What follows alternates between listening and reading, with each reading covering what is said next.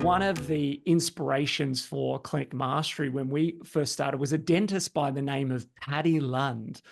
And Paddy had this, I think he's got a book out there, but one of the elements to his story was that he took either an axe or a chainsaw to the front desk, the admin desk, and like got rid of it. And it's this kind of theatrical moment, but they created essentially a small cafe as their welcome center.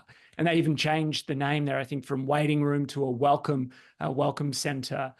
And it was this idea that waiting rooms are just so drab and a terribly boring, sterile experience. And they're somewhat of a necessary evil or an afterthought for a clinic. There's not a lot of like purposeful design put into this part of the space overall.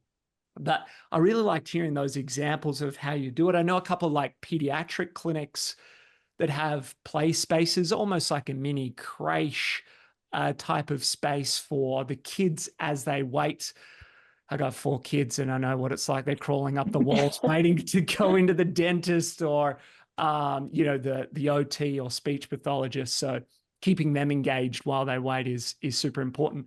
But to that flexibility point, Meg, what are some of the things that you've done that you've seen in clinics that gives you that optionality over the space? You know, if you all of a sudden add a whole bunch of practitioners or you get practitioners from a different discipline and they do need different makeups of the room, what have you practically seen done to give that optionality in a space?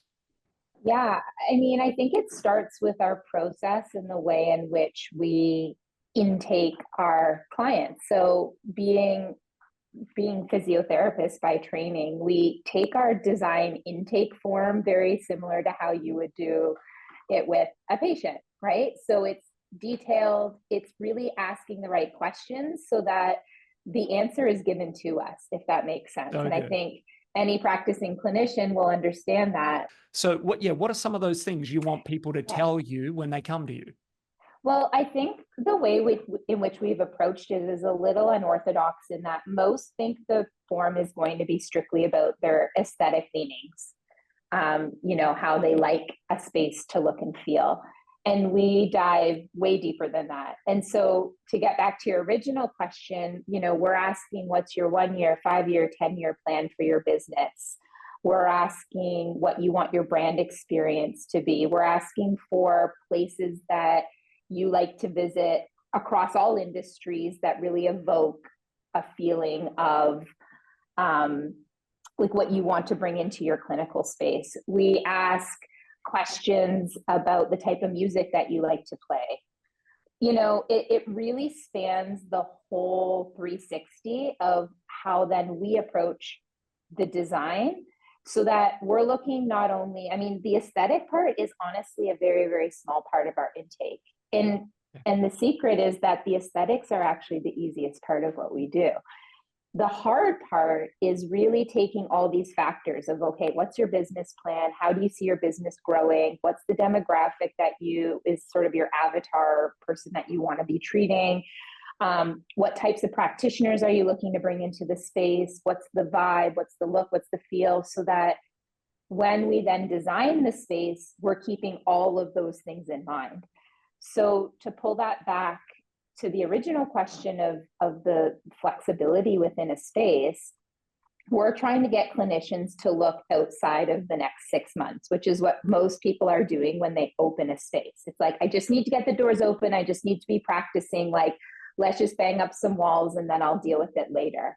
And so we're doing a pushback to say, well, wait a minute.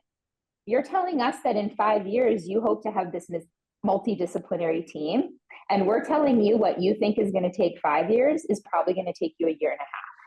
So let us help you design for what is to come based on what you have told us through this intake process. And so let's make sure these rooms, you could have a chiropractor in there from 7 a.m. till noon, and then you may have a massage therapist use it for the second part of the day, and then you may have a naturopathic doctor in the evening. and that the way in which we've laid it out, the size, the amenities within it are going to suit those practitioners to the best of the ability that we can do.